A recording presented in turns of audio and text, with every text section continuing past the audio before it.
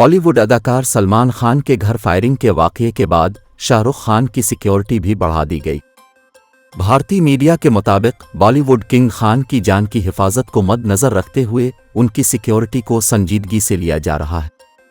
Media reports में बताया गया है कि शाहरुख खान कोलकाता में होने वाले IPL में अपनी टीम KKR को सपोर्ट करने के लिए गए हुए थे कि वहां से घर वापसी पर उनकी सिक्योरिटी में गैर मामूली इजाफा देखा गया।